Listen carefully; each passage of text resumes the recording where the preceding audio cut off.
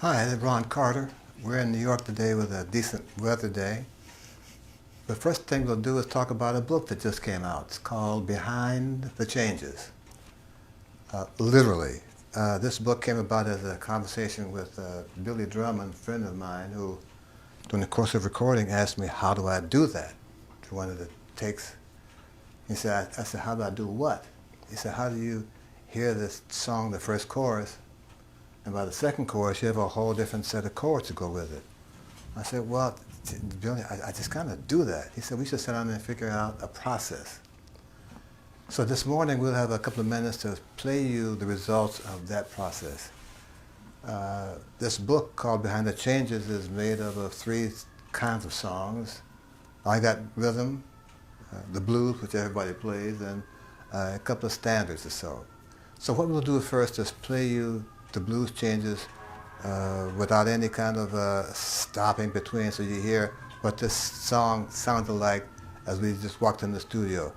Mr. Picard, my associate for today, will play just the changes for you by himself, and I will accompany him one more time. 1, 2, 3, 4.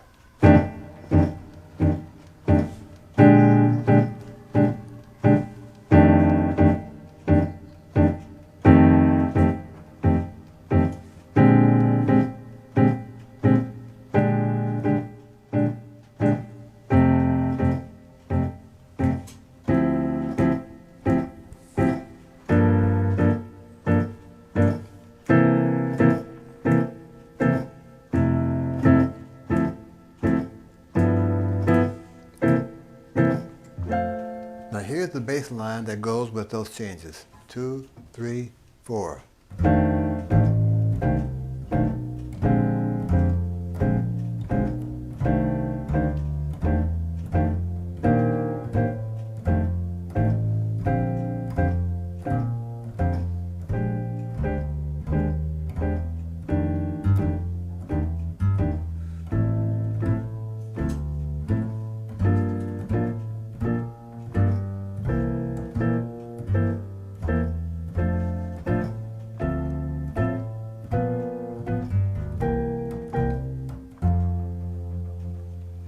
And with this basic format, I have a different set of changes.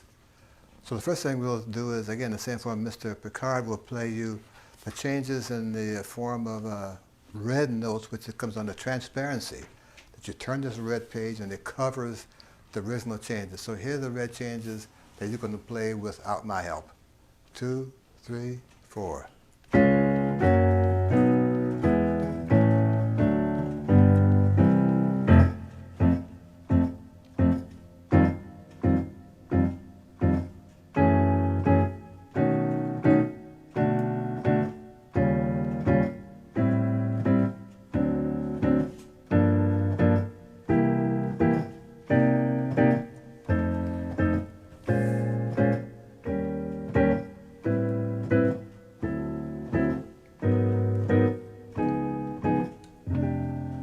The same changes with my help to make them sound like what I hear after the second chorus of Playing the Blues. 2, 3, 4.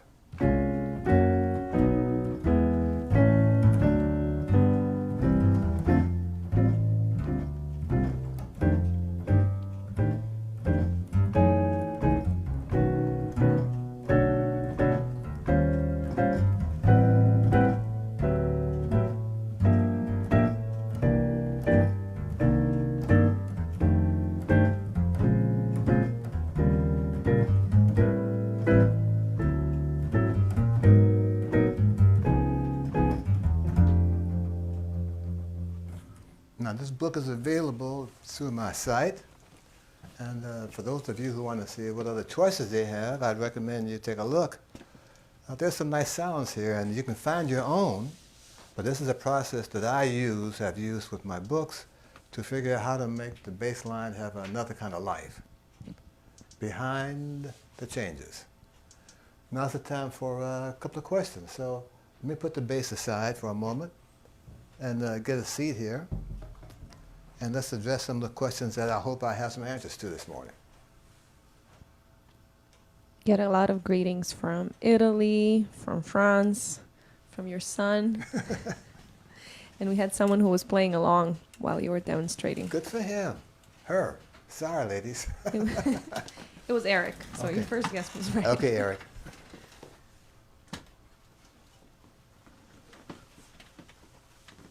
Here comes the first question. We're just getting compliments. Someone says, looks like a great concept for a book.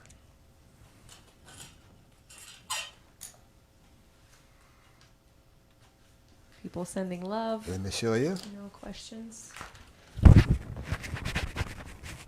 the book.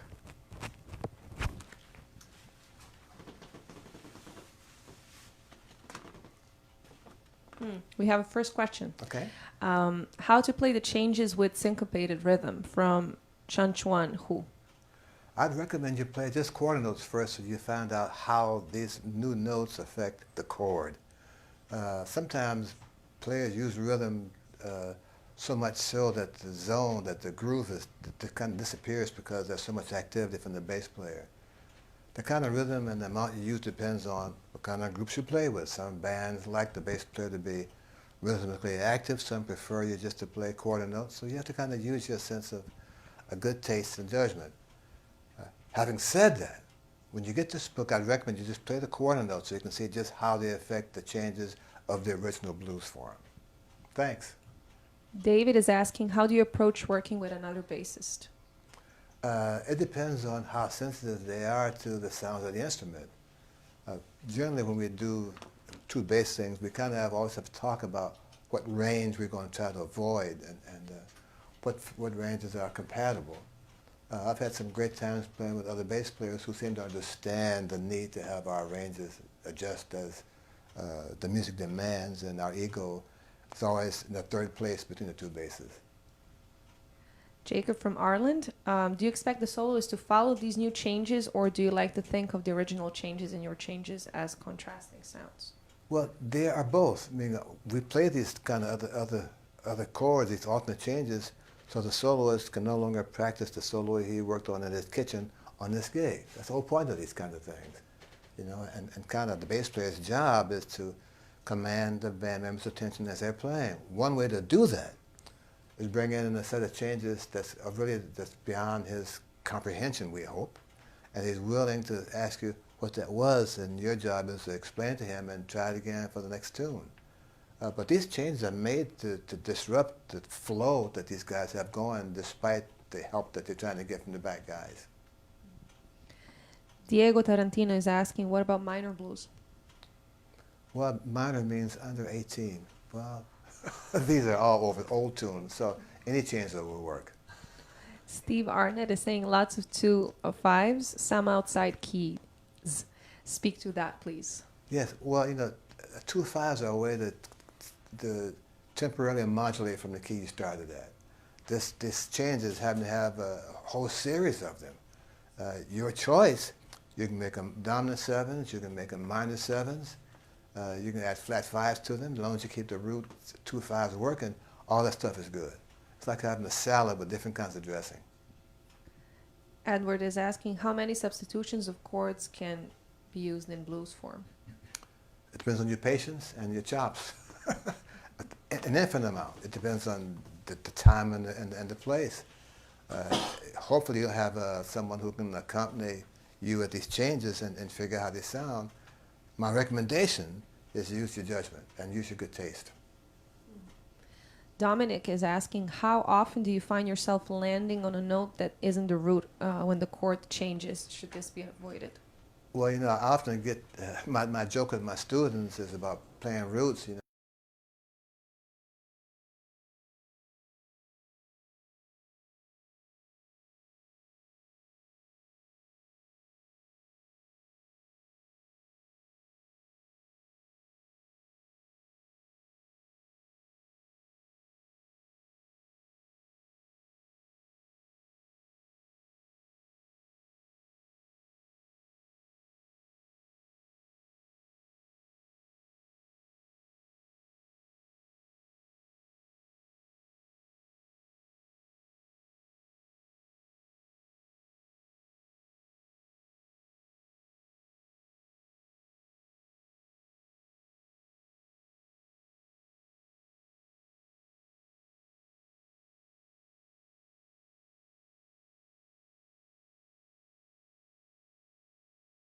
page. Then we have Marek asking a harmonic question. How do you harmonically explain the changes in the sixth measure of the Rehorn blues, B minor 7 to E flat 7, and the resolution to the next measure?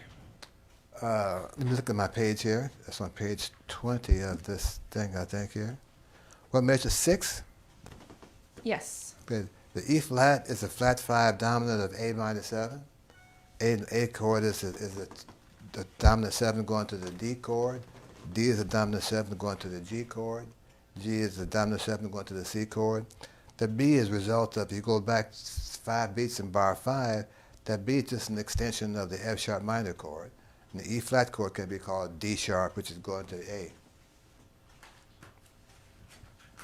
A. Chuchun Hu, how do you apply those changes into different time measure? For example, 3/4.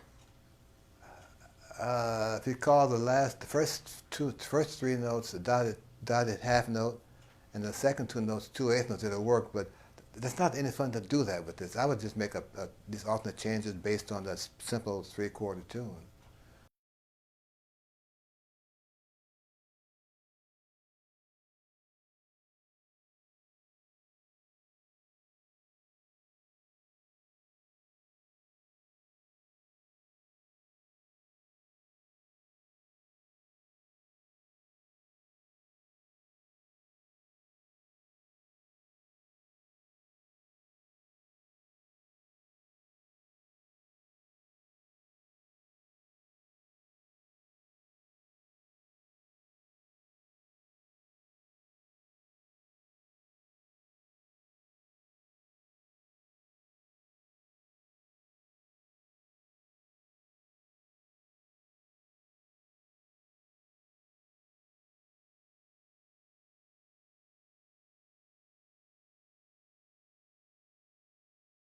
And you got to be on the gigs where guys play this tempo fast enough, often enough, so you can develop the skill to make that work. Same with alternate changes. Once you figure out what's going to work, you have to remember that sound. You have to remember that progression and be able to play that somewhere else to see where else it can fit. That's all a part of remembering and developing a concept. Paulo Santos is asking, what is the process you use to learn a new tune? The first thing you have to do is, what is the form? If you can get the form in your head, 32 bars, 8, 8 repeated, the bridge 8 bars, and the last 8, you've got to start on learning the tune because this form has certain mandatory changes. You must have a chord that goes to the first ending. You must have a chord that goes to the second ending. You have a chord that goes to the bridge. You have a chord that goes from the last note of the chord to the bridge to the last 8. And the chord of the last 8 always goes to the top. If you have those real basic math concepts and understand this math of numbers and endings, memorizing tune is not so complicated. And one more question, Okay. which is not, it's more of a base question. Any advice on learning to play up the neck in second and or third position, taking advantage of open strings? You got to get a teacher. There are books that kind of imply that process, but if you have a teacher who really understands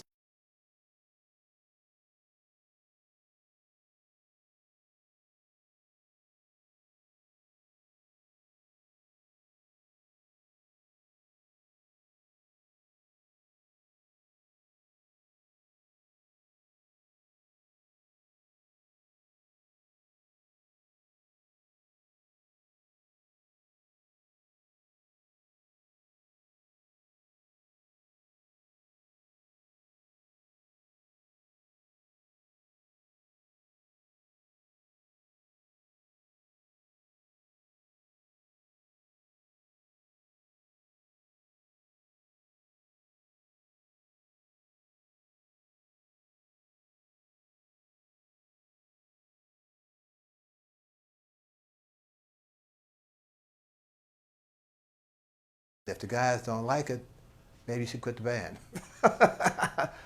Maybe you should find groups that like alternate chords. I use these things to kind of make the focus of the harmony in the band. And when it works great, it's really fantastic. And there are times when my choice may not have been the best choice for the moment, and I know what that means. So for this band or this group or this song, they will not have this chord beating them in the head. But when I have a chance to try them out and to see if they do, in fact, have the effect of making the horn player just think more about their play from information coming from this part of the band, I'm all for it. Actually, we have one interesting question from Oh, someone who okay. has the book. Okay. He says, can you elaborate on the transcribing myth? I have done a lot of transcribing in school. I learned a lot from transcribing your playing on the McCoy Tyner New York Reunion album, but I do not believe I learned as much from the various solos I had to transcribe. Thanks. His name is James Joyner. James, I'm not sure that transcription is a good way to learn how to play bass lines. I spent the past 3 hours with students this morning starting at 8 a.m. New York time, and I spent half hour of each lesson just discussing my view about transcriptions. To make this not so complicated in a short time, one of the reasons I think transcriptions are misleading is that those choruses that have been transcribed have been part of a perfect storm. That means that the piano player before then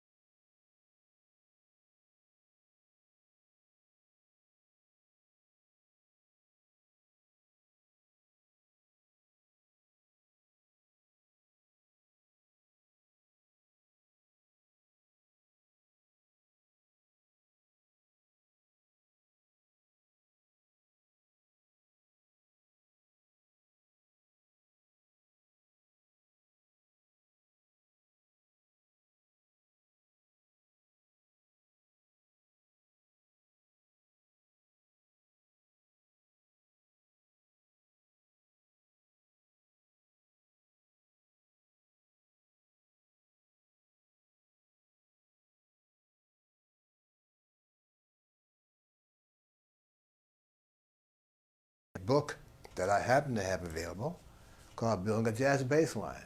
And in this book, it shows you the process that I use to make lines have their own life. The lines have a melody. The lines that when you walk into the room after one chorus, you should know what tune this guy's playing from the bass line he plays. Transcriptions for me are not the best way to give that option.